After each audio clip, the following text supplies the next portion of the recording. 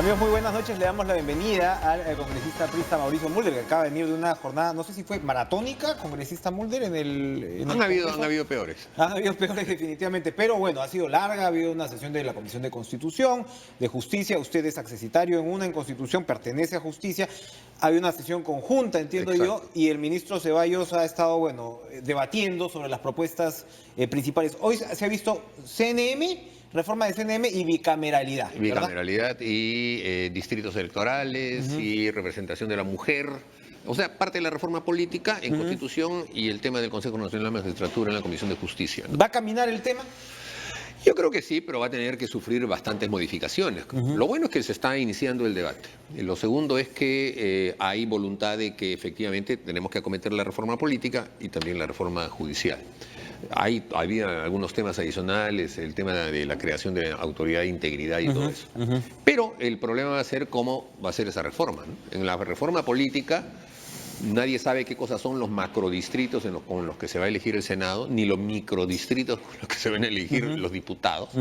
Hay un problema de representación ahí. Hay un primer problema de representación, se está haciendo una bicameralidad sumamente pequeña. Hay un artículo que propone la modificación del artículo 90 que dice los congresistas no podrán ser reelegidos, y hay otro artículo 90 en donde hablan de los diputados y senadores y no menciona que no sean reelegidos. Hay una contradicción aparente. Hay una contradicción evidente. Hay además un poco de improvisación a la hora de determinar si hay lista preferencial, con voto preferencial, lista cerrada, y después la cuota de género que tiene que ser alterna, pero solamente aparece esto en el Senado y no en diputados. Yo lo que creo es que hay que ir hacia un esquema distinto. Si queremos que haya una bicameralidad, creo que deberíamos emular lo que decía la Constitución del 79. No en el número, quizá, porque sea demasiado alto, pero sí un distrito nacional único para el Senado y distritos territoriales de regiones. O sea, que el Cámara de senador Diputados. represente a todo el Perú. Sí, claro. Porque si van a ser 30, que es muy poco, deberían ser por lo menos Se puede 50, subir, ¿no? 50 y 100 diputados o 110 diputados, ya entonces mejoraría la representatividad. Porque si no estaríamos hablando de un senador por cada millón de peruanos. No, es una representatividad. Sería un cenáculo, una argolla ya tan alejada del pueblo que tendría peor percepción todavía de la que tiene el actual Congreso, que en realidad es un Congreso pequeño y por eso es que está tan alejado de la gente también. Ahora, tanto la propuesta de no reelección de parlamentarios, que ahorita entramos a esto, como la propuesta de la bicameralidad han sido banderas en años recientes para el APRA. Sí. Usted me está describiendo cómo es que debería ser esta bicameralidad. ¿Hay puntos centrales que añadir en la propuesta del APRA a lo que debería hacer el Senado? Yo, por ejemplo, creo que debemos incorporar el voto no obligatorio. No digo voluntario, pero el voto no obligatorio, porque debe haber una libertad de ir a votar. Creo O sea, que ya despenalizar totalmente. despenalizar, lo porque que se tiene que poner sea una multa. multas. En ninguna democracia del mundo ocurre eso. Eso es un primer tema. Eso le daría un contenido cualitativo mayor, aunque no se crea. Pero así funcionan las democracias. El ciudadano que no quiere ir a votar simplemente no vota. Y los que dicen que los partidos con capacidad de movilización como el APRA ganarían, entonces pescarían en ese río revuelto, ¿qué respondería usted? Claro, bueno, diríamos, hagan su trabajo y también tengan partidos así que se puedan movilizar. Ahora, yo te diría que en realidad hoy estamos en una etapa bastante crítica que tampoco nos puede poner en una posición en la que teníamos antes de poder, por decirte, tener un personero en cada una de las 70.000 mesas que había en el país. ¿Por qué? Porque el Jurado Nacional de Elecciones se ha encargado pues, de golpearnos muy fuerte, de desarticularnos, de impedir que podamos tener candidatos en todo el país en estas elecciones municipales y regionales, incluso los pocos candidatos que pudimos poner, porque no teníamos tribunales electorales que nombrar, porque los que nombrábamos a los tribunales electorales habíamos sido desautorizados como dirigentes, entonces nadie los podía nombrar. Resulta que a los pocos que hemos podido poner, también nos los han bajado tanto en Lambayeque como en Arequipa, por ejemplo, ¿no? Y entonces, la verdad es que parece que hay un hostigamiento contra los El partidos sistema políticos electoral permanente. castiga a los Malazo partidos. ultra burocrático. Y sigue favoreciendo movimientos regionales, por ejemplo, Pero frente a los partidos enormemente, políticos. enormemente. Pero fíjate tú, Lima ya está asolada solamente por movimientos regionales. Tenemos 21 candidatos y ¿qué partidos políticos están yendo? El PPC, Acción Popular, y que han logrado 2 candidaturas muy marginales y el resto son todos independientes. ¿Qué elementos se podrían incorporar a esta reforma? Habría tiempo, digo yo, para efectivamente fortalecer a los partidos políticos, que es otro pues, de la línea que ustedes impulsan. Esa es una de las patas que le falta a la mesa de la propuesta que ha hecho el señor Vizcarra. Si tú quieres hacer una reforma del poder legislativo a donde van los partidos políticos, tienes que hacer primero la reforma de los mismos partidos.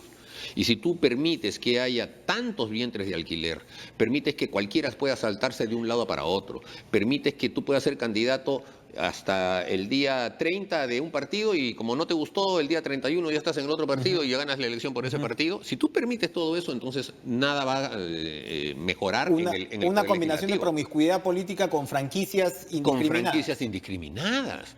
Entonces, yo presenté una vez un proyecto de ley que al fujimorismo no le gustó, y seguramente no les gustó porque de los 73 que entraron, 11 nomás militaban en el partido, ¿no? De Fuerza Popular, que decía que para tú postular por un partido político debías tener un compromiso de militancia en ese partido por lo menos con 2 años de anticipación. Y si ibas al Congreso o a la Presidencia de la República, 3 años, para que tu compromiso sea pues con esa corriente, no que faltando 15 días para las elecciones me ponga a buscar a ver quién me recibe, y si no me recibe nadie voy y compro.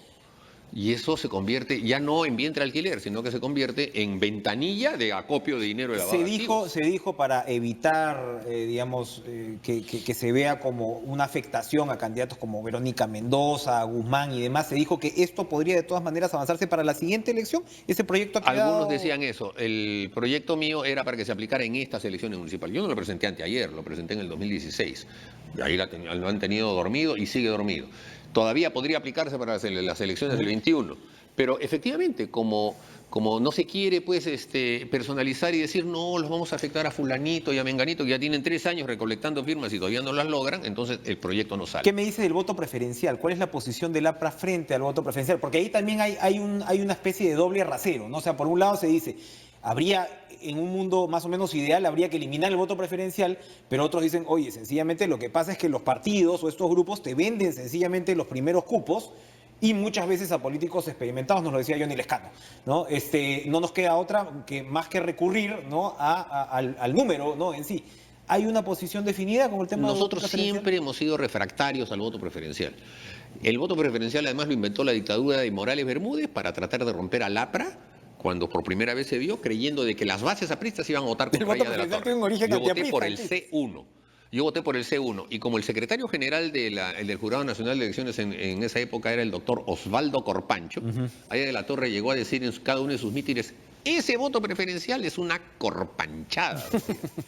Es una anécdota de aquel. Y quedó. Pero todos votamos C1 y pasó. Después se internalizó y se volvió justamente lo que es ahora una suerte de fórmula en la que el individualismo del candidato está por encima del colectivismo del partido. Y entonces por eso es que hay tanto tránsfuga.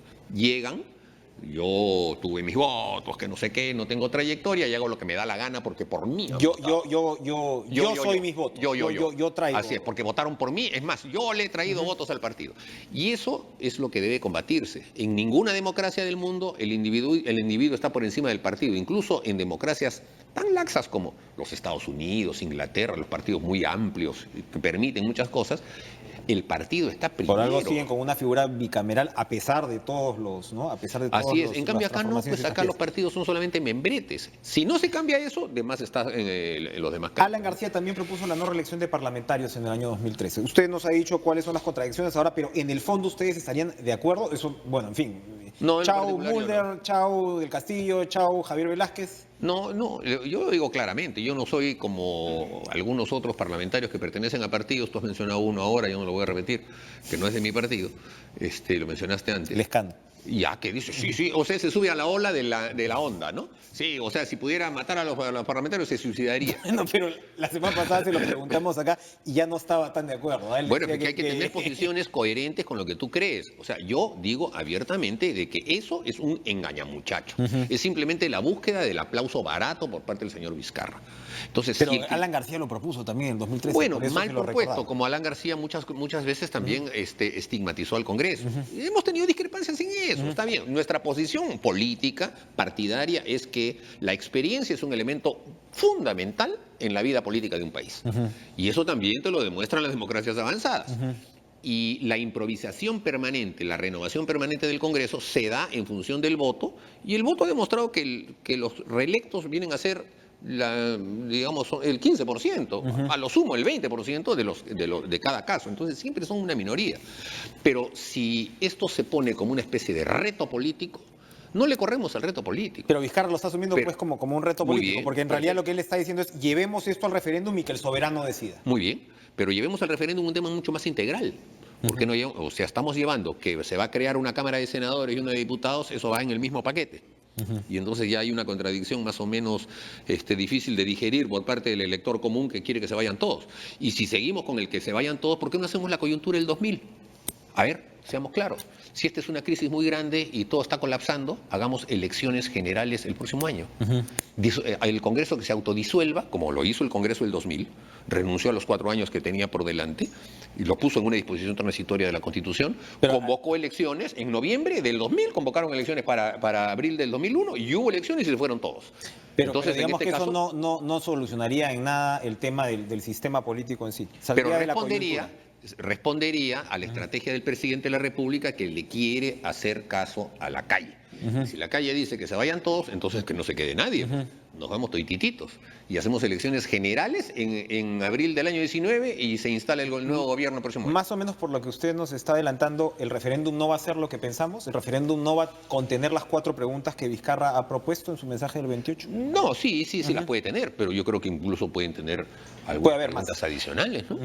Porque ya se están sugiriendo preguntas relativas a temas de reforma política, no digo las que se han agregado más, algunos hablan del tema de la Corte Interamericana, o la ley de prensa. Ahorita vamos a hablar de la ley de prensa. Todo eso se habla.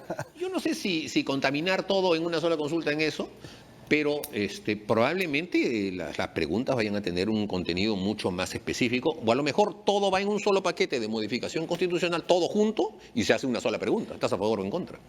Eso yo le quería preguntar. El tema constitucional en los referéndums, tú preguntas sí o no, digamos, en estos 4 casos. La gente elige separadamente. Acá no hay un paquete. ¿Cómo es la ingeniería constitucional? Los referéndums que hemos tenido en los últimos años en nuestro país han sido 2, 3 en realidad. El primero para aprobar la Constitución, que además ni siquiera hubo buenos resultados en noviembre del 2003.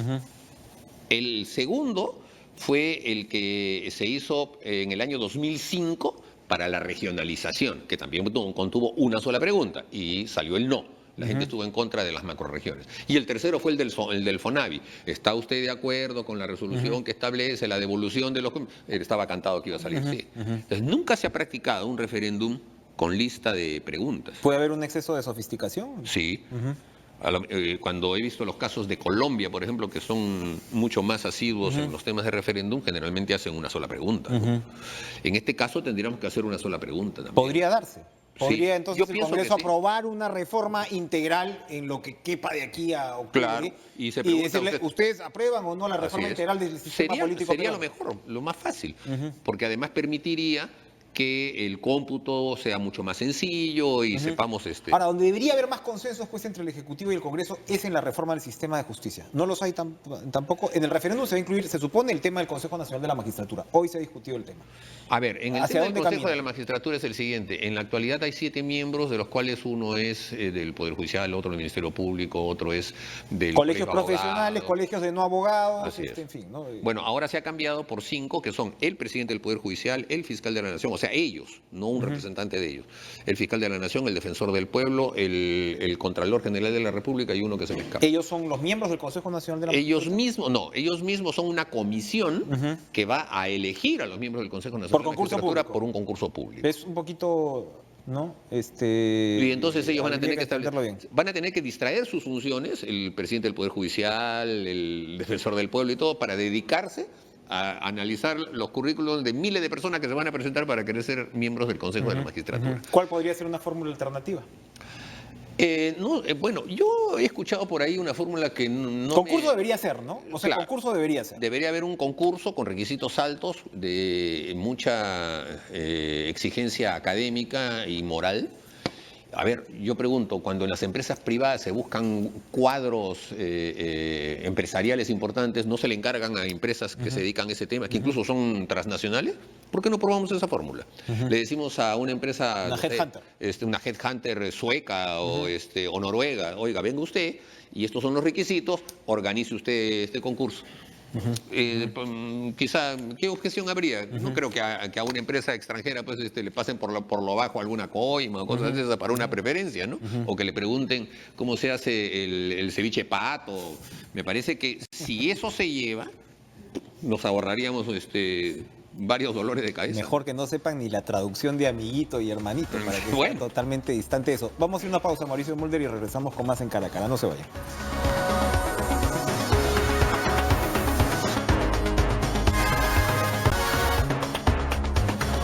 Estamos conversando con el congresista Mauricio Mulder, primero sobre lo que ha sido pues esta primera discusión, ¿no?, en las comisiones de Constitución y Justicia, pero, congresista, el viernes se discute en Arequipa, o sea, en la audiencia, pues sobre la llamada ley Mulder. Entonces yo primero le quiero ofrecer la posibilidad de, si usted quiere expresar un acto de contrición y un propósito de enmienda finalmente sobre la ley Mulder, o no lo va a hacer.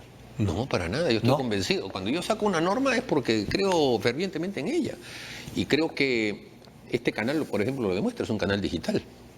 Y tiene una cobertura bastante amplia. Y además, la que va por línea hertziana, o sea, el canal abierto, una cobertura que el propio Vizcarra se encargó de decir, ahora sí, ahora todo han el presentado Perú, efectivamente. ¿no es cierto? Pero no ha sido porque haya entrado plata por la publicidad. No, este es el Estado. Este es el Estado. No ha entrado pero, pudiendo no hacer, habrá sido por eso. pero para que veas, se han quejado de que no han podido hacer campañas en distintos temas. ¿No es que no está el Canal 7 para hacer las campañas? No las han hecho. ¿O ha llegado alguna campaña? Lo por que ejemplo, se dice, pues evidentemente, es que a pesar de la penetración, ¿no?, que tienes en todo el país, no llegas pues a determinadas audiencias. No, bueno, entonces, o sea, si no llega a Canal 7, tampoco llegan los privados. Pero eso es en todo caso la parte adjetiva de la discusión. Y lo que dice que habría que regular, en lugar de prohibir la publicidad estatal, que es un despropósito, la prohibición. La ley vigente del 2006 hablaba de regulación y tú viste cómo al final le sacaban la vuelta, ¿no?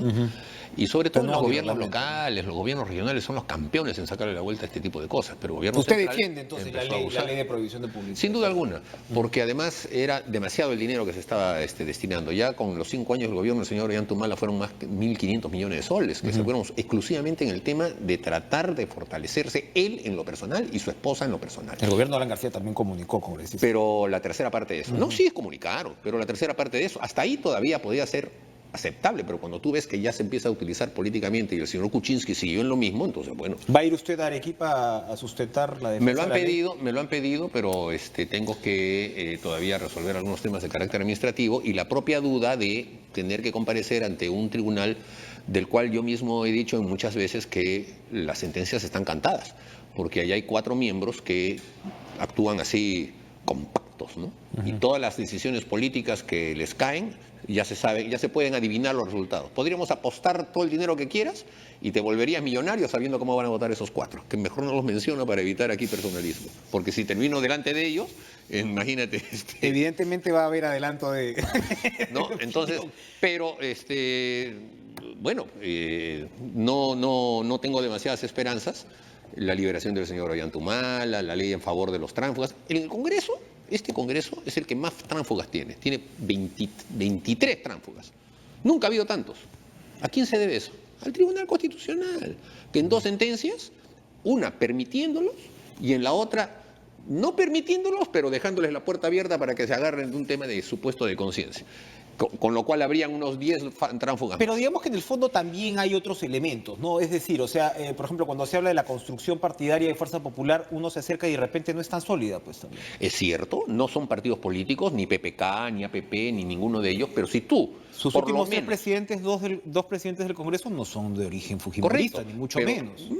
Está perfecto, pero si tú obligas a que se respete el voto por el partido político que hace el ciudadano y después el voto preferencial, entonces aunque discrepen, los obligas a estar adentro.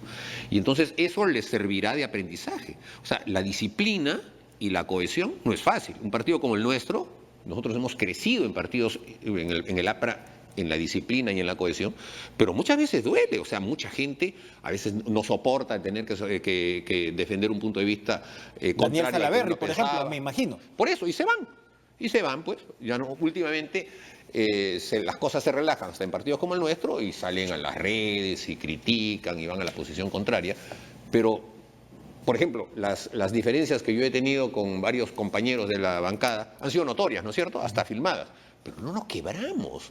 O sea, sabemos que nuestras discrepancias pueden tener este tipo de roces, pero jamás vamos a pensar, no, yo me voy por otro lado, otra bancada que me lleve, o cosas así. Eso es impensable. Cuénteme, ¿se ha disipado la amenaza de acusación constitucional contra usted por el audio de Inostroza? Había bancadas que insistían en que debía haber una acusación uno está preparado para cualquier por tráfico contingencia. de influencias. Uno está preparado para cualquier contingencia. Y la verdad es que cuando uno analiza los casos que se me imputan, no hay en lo absoluto ninguna palabra mía que pueda hacer pedir un favor o adelantar una circunstancia que pueda ser No hay una garrocha a la hora de vergonzosa, ¿no? pedir una reunión con el señor Ticona del Jurado Nacional de Elecciones. No, porque eso es lo que yo tenía en ese momento en la cabeza, eso no es lo que dice los audios. ¿Qué quería tratar exactamente usted con el señor No lo Ticona? recuerdo, porque ha pasado tiempo y yo estoy infiriendo una parte de las razones, pero como ese tema no se dio, y además ese mismo día el Jurado Nacional de Elecciones falló contra nosotros, impidiéndonos la segunda instancia que necesitábamos para poder resolver un tema, y además de casualidad, a la semana y media, el Jurado Nacional de Elecciones compareció ante la Comisión de Constitución, y ahí tuve oportunidad con Javier Velázquez Quesquén de poder decirles lo que queríamos decirles. Y la verdad es que cuando después hemos visto que algunos miembros del Jurado Nacional de Elecciones han estado con algún tipo de circunstancias implicadas en estos entuertos, nos hemos dado cuenta de que lo que hicieron con el APRA fue una búsqueda de asesinar al APRA. Y nosotros como dirigentes tenemos y seguimos teniendo el deber de recuperar esa circunstancia, porque hasta ahora, como te estoy contando, ni siquiera hemos podido presentar candidatos a nivel nacional. ¿De dónde ¿no? la cercanía con el juez Inostroza? No Que es un personaje, cercanía, pues, no es muy cercanía, particular, no es cercanía, yo no tengo ninguna cercanía. Ujú. Ahí ha habido un intento de buscar un punto de vista de parte de una persona y de otros más, porque yo he hablado como con 4. Pero si voy a estar mencionando ahora todos los nombres, lo que hago es agrandar el tema. Y otros dirigentes Llegó a hablar buscaron a con otras personas, 4 ¿no? magistrados supremos. Sí, claro. Pero lo mismo otros dirigentes. Hemos buscado la manera de llegar al Jurado Nacional de Elecciones a que no se cometa un atropello contra nosotros, lo cual es absolutamente legítimo de parte de cualquier agrupación o persona que está frente a una decisión de carácter jurisdiccional. Es decir, decir tus puntos de vista ante las personas que te van a emitir un ¿Cuál va a ser el pronunciamiento. futuro del fiscal de la Nación, el señor Chávarri? Ayer conversábamos con uno de los fiscales supremos, con Tomás Aladino Gálvez, y él decía, bueno, el Congreso decidirá. Pareciera que hay una suerte de, o sea, que Chávarri se siente muy seguro con la mayoría que podría contar eventualmente en el Congreso ante la acusación constitucional, pero la presión del Ejecutivo es muy fuerte. Y claro, se nota también en las encuestas. Es compleja la situación de la Fiscalía. Bueno, pero la respuesta es la que tú mismo estás diciendo. El Congreso lo decidirá. Y eso lo decidirá primero la Comisión de Acusaciones Constitucionales, después la Comisión Permanente y después el Pleno del Congreso. Así que, dadas las circunstancias, tendrá el señor Chávarri que ver todos sus argumentos y tratar de ser convincentes sus argumentos y que además todas las fuerzas políticas sientan esa convicción. Esos son temas que se van a venir más adelante y evidentemente habrá bastante debate alrededor de ello, ¿no?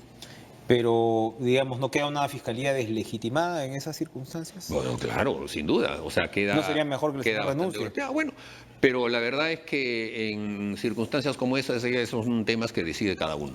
Y si está enfrentando una situación en la que cualquier persona, no solo él, no le llevemos al nivel personal, porque van a haber como 5 o 6 acusaciones constitucionales contra distintas personas, cada uno de ellos tendrá la oportunidad de defenderse. Como nosotros somos parlamentarios y los parlamentarios cuando hacemos acusaciones constitucionales nos estamos convirtiendo en un prejuicio, entonces no debemos adelantar opinión. El único que puede adelantar opinión ahora es el ponente. Después adelantarán opinión los miembros de la comisión que ya no votan en la comisión permanente. Y cuando voten los de la comisión permanente, y yo soy de la comisión permanente, ya no podremos votar en el pleno. Entonces, por eso es que hay que ser cuidadoso, ¿no? Y finalizando, entonces, el caso del fiscal José Domingo Pérez, que no es, pues, evidentemente muy bien visto por los apristas, y claro, él se supone Chávarri de alguna manera lo encumbra porque le da peso al equipo de Rafael Vela y claro, luego José Domingo Pérez dice que él no debería ser el fiscal de la Nación. Bueno, esos son temas que, en primer lugar, el Ministerio Público los tiene que resolver internamente porque no es posible tener fiscales que declaren todos los días entre sí y uno contra el otro y el otro le responda, tengan que llamar por teléfono a un programa para desmentir lo que acaba de decir. Eso está muy mal, porque los fiscales, si bien es cierto, por naturaleza humana pueden querer tener figuración, lo cierto es que el trabajo que hacen no es como el trabajo político que es un trabajo abierto, es un trabajo al contrario, que debe estar circunscrito a la reserva de la investigación para que la prueba sea contundente. Y aquí ha habido una situación que, valga verdades, en las últimas, digamos, en la última semana ya como que se ha apaciguado, ¿no? Así que ese es un primer tema, ¿no? Un ministerio público no puede tener protagonistas publicitarios o stars de televisión, porque si no se enrarece la investigación. Además, los casos que se han visto a nivel mundial de Aldo Moro, de Baltasar Garzón, cuando han saltado de la judicatura a la política, han tenido malos resultados, ¿no? Por lo general no es una ruta. Y bueno, a veces hay procuradores que saltan a la política también, ¿no? Y es complicado también. Sí, también y también ha ocurrido, sí. O sea, da figuración y sienten que con eso pueden dar el salto a la política, pero no necesariamente la gente liga una cosa con la otra, ¿no? Se nos ha terminado el tiempo, pero en segundos finales. El APRA, como usted dice, tiene una presentación muy limitada de candidatos ahora mismo. Sigue en una suerte de cuarteles de invierno. Bueno, por culpa del Jurado Nacional de Elecciones, no que estemos en cuarteles de invierno. ¿Cómo están aventurando los próximos años para salir de esa situación? Bueno, en primer lugar necesitamos que se constituya de nuevo una dirigencia que sea reconocida por la alta burocracia del Jurado Nacional de Elecciones. Necesitamos eso. Nos tenemos que poner de acuerdo para, después de las elecciones municipales y regionales, tener un evento en el que se elija una nueva dirigencia. Esa nueva dirigencia tiene que pasar por las orcas caudinas de un jurado que le va a pedir hasta la coma, el punto y etcétera, para que nos den nuestra inscripción, lo cual es una intromisión inaceptable en la vida de los ciudadanos, porque somos asociaciones privadas los partidos políticos. Muy bien. Bueno, pero lo hacen y una vez que tengamos eso, recuperaremos otra vez nuestra presencia. Estaremos pendientes. Gracias, Mauricio Mulder, por acompañarnos esta noche. Una pausa rapidito, regresamos con lo último de Caracas.